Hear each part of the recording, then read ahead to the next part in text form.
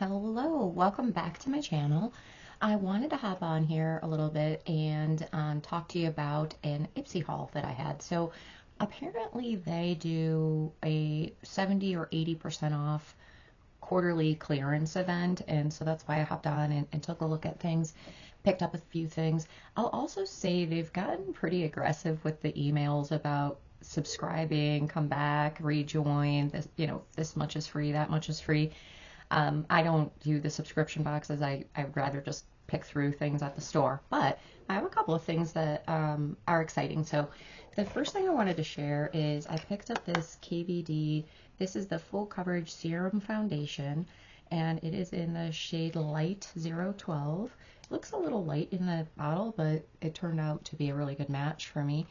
And I really like it so far. It does not feel mask-like. It doesn't feel cakey. I'll continue to try it out this week, but I'm really happy with this for just a few dollars. And by the way, I've always kind of wondered how KVD was staying afloat now that they, that the name is kind of doesn't have the name recognition. What are their hero products? So if it's the complexion, I've heard that the Good Apple was good as well. I never tried it, so I'm really pleased with this. And if I see it go on sale again, I'll probably pick up another bottle because who knows how long they're going to be in existence. So this was a pleasant surprise for sure. The second thing, or the next thing I picked up was this Jason Wu. This is the 9 Shadow all matte. It's called Flora or Mahogany. It has 2 names maybe, but just a nice all matte palette. I love an all matte palette. These are some good cool tones, a nice light pink. I have this shade on my eyes today with a couple of other things, but part of the reason I like an all matte palette is it gives you an excuse to go into like some fun shades or shimmer shades, those kind of special things, or single shadows. So I'm happy with that so far, which is good. 2 more Jason Wu products I picked up. So I already picked up that highlight palette, which was kind of subtle, very not bland is not the right word, but it is. It's, the Neapolitan, the standard cream color, kind of a more bronzy, and then a pinky shimmery color. But this is their blush in Lilac 05. There was a number of shades of this blush out there. I got 2 of them. And generally what I like to do is get a cool tone, purplish leaning or mauve leaning color, and a pinkish, coralish, peachish, kind of a warm tone shade when possible. And so that's what I did here, particularly because it was so cheap, right? So this is the shade Lilac, and this is still my quest for the perfect lavender blush. This is the shade Sweet Pea, and like I said, I think there were a couple more. This one's quite light.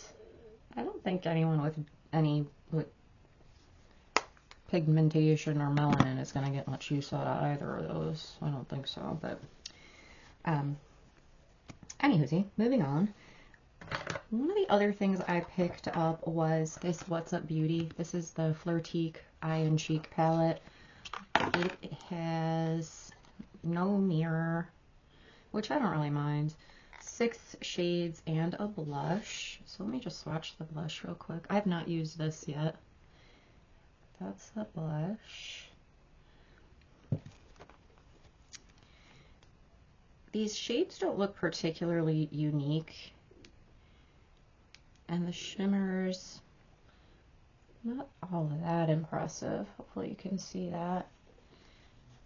But I'll give this a try. I'm actually a lot more pleased with this one than this one so far, but I haven't used this yet, so we shall see. The next thing I picked up from Ipsy was this Natasha Denona. This is Pastel Plexi Glow Highlighter.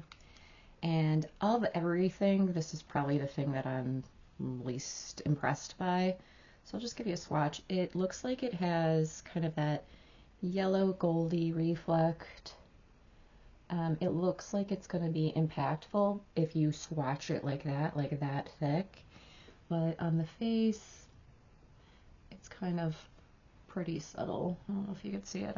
I've only used this once, but not all that impressed. It doesn't have that refined look of some highlighters. It's kind of a playful color, but then it doesn't show up, so it doesn't look like you're trying to be playful. It looks like basically nothing. So you live and you learn. Last thing from Ipsy, is that true? Yeah, I think that's true. This is a little blush from Seraphine Botanicals, and this is their Marshmallow Blush in Ballet Shoes, and this is really soft.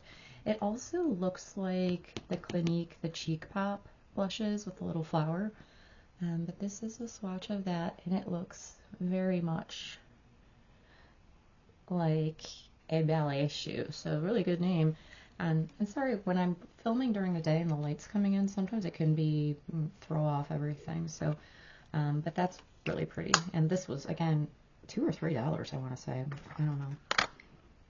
So that's it from the Ipsy store. I did pick up a couple of other odds and ends here and there. So at Marshall's, I saw this in my new stuff, and I was like, oh, I still have never used that or done anything with it. This is a Laura Mercier. This is a caviar stick in dark plum, I want to say. Yeah, dark plum. And I don't see a ton of plum. It's right here. It doesn't look like it's black. It looks like a very dark brown so far. And then the other thing I picked up, not at Marshall's, but just at a random pharmacy, I saw this Revlon Color Stay Matte Light Crayon, and it was, again, in kind of a purpley shade. And this, you can definitely, at least in person, see the purple and the plum. So I want to see how well that stays on, because it goes on really creamy. Does it actually dry down? Is it going to wipe all over your face eventually? That's kind of my question. The next couple of things, oh, so this one's interesting. So if you're a dork like me, I've had two of these Kevyn Aucoin Neo highlighters for many, many years, and this one is in the shade Sahara Golden Rose Glow, and so as you would anticipate, it's just kind of that standard, not terribly shimmery for a highlighter, which is what I mean when I say, like, if you're looking for a refined highlighter formula, typically the higher ends, like this could be a finishing powder for some people, honestly.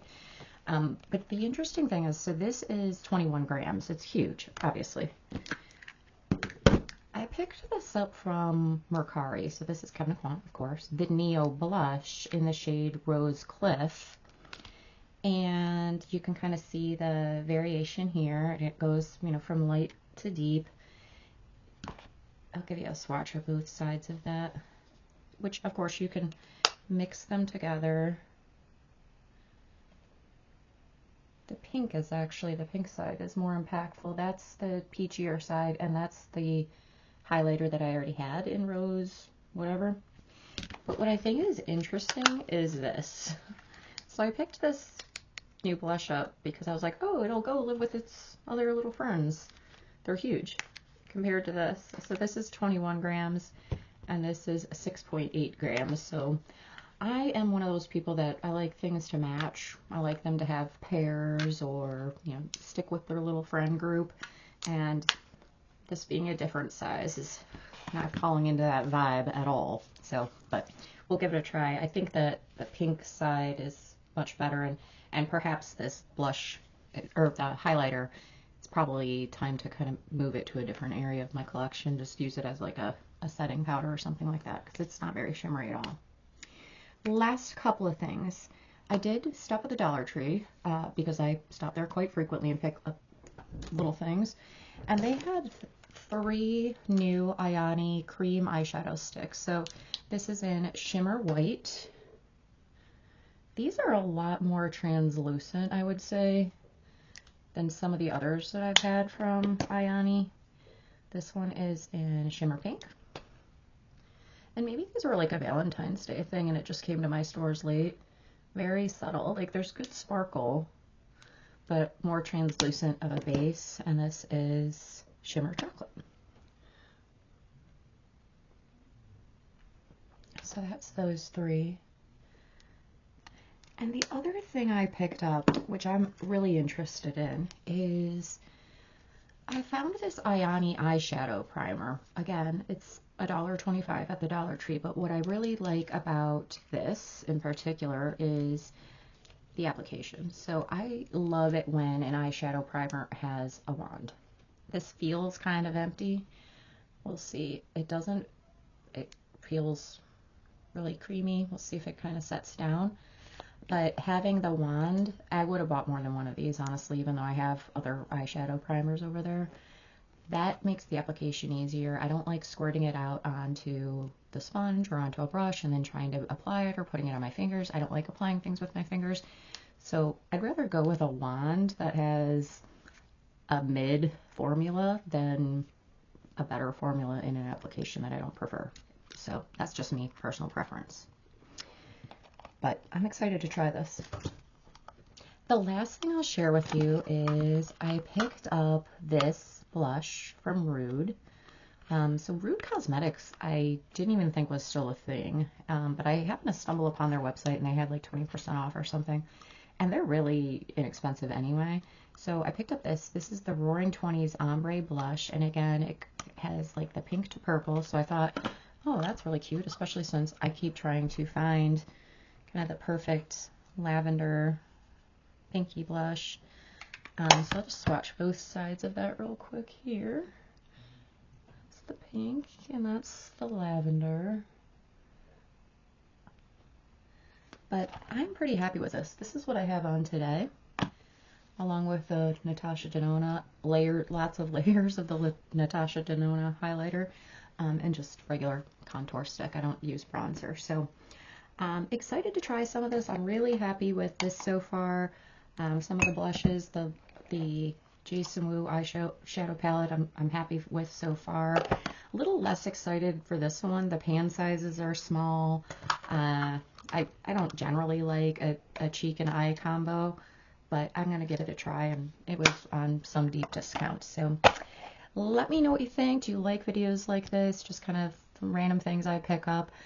I love testing new stuff, and I also really like buying things that are on sale. So please let me know your comments, and thanks for watching. Have a great day.